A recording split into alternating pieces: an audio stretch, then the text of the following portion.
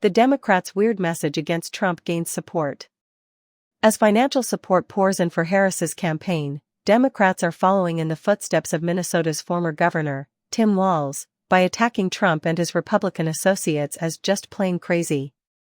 Find out what has happened in the presidential contest so far.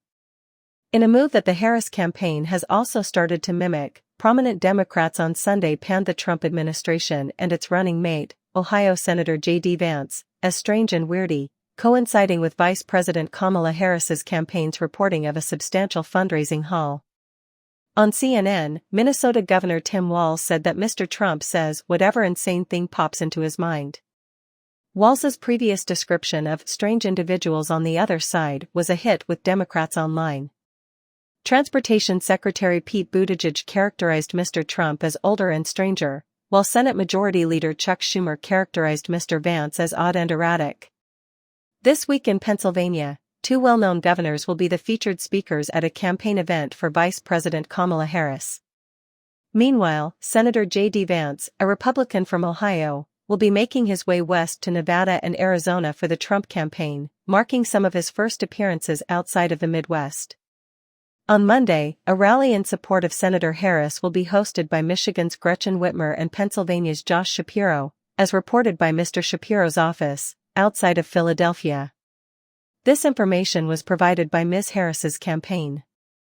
Democrats are generally expecting Mr. Shapiro to become Ms. Harris's running mate, and his state is also considered a must-win. A co-chair of Harris's campaign and a name that pops up when people talk about potential vice presidential candidates, Ms. Whitmer, has stated that she has no intention of leaving her current position. Former Vice President and 2000 presidential candidate Al Gore has backed Kamala Harris.